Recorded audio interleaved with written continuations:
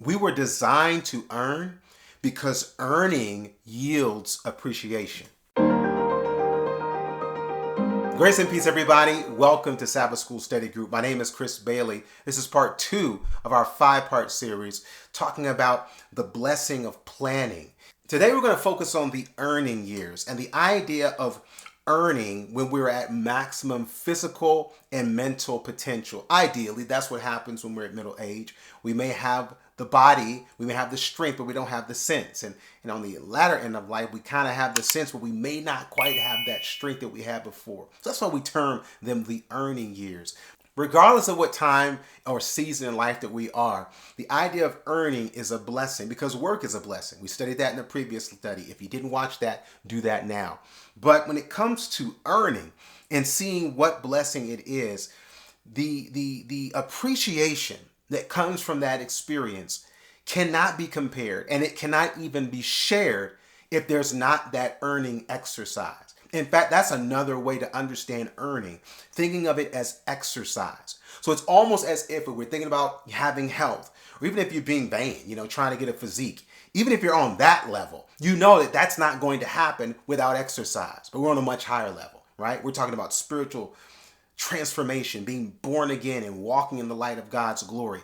The experience of that walk, sanctification, earning is a part of that. Not earning salvation, but again, experiencing salvation.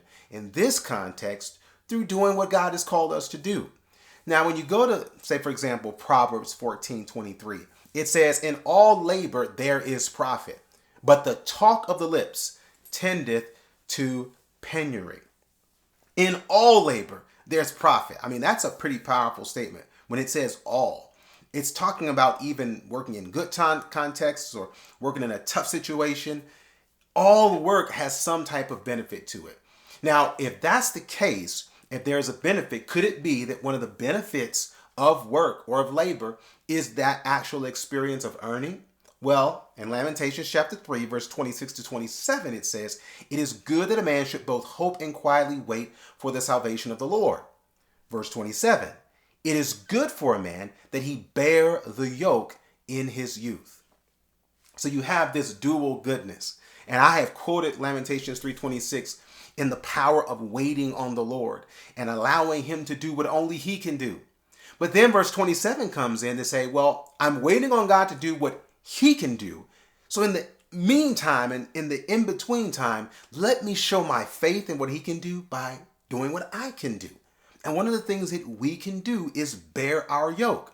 Again, there's an application of bearing the yoke or bearing our cross, living out our calling. But it's also the idea of literally bearing a yoke, going to work, the activity of earning. When we have received that blessing, when we receive that fruit, it's not to make us vain or proud or haughty, but it's actually to build up that appreciation, because the sweat equity in that asset allows that asset to have a higher value than if someone just came to you and said, this is worth so many millions or this is worth so many billions. It's just a number. But when you've had the chance to share your blood, your sweat, and your tears, you value that asset. You value that thing in a way that you just can't when it's just given.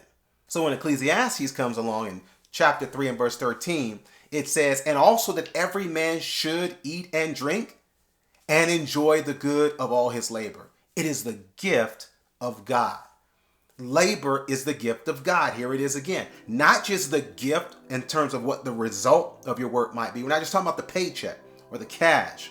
We're talking about the actual exercise, the earning experience. It is good.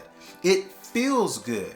We feel good when we have had a chance to participate in any effort that yields any type of fruit. Because that whole experience, again, allows us to see what life is like from God's perspective. The joy of giving, the joy of producing something for someone else's benefit. It's nothing like it. And that's why I pray that we will pray for God to give us opportunities to exercise our own responsibility. Because by exercising our responsibility, we get to receive a reward that is only priceless for those who've earned it. And that's called appreciation.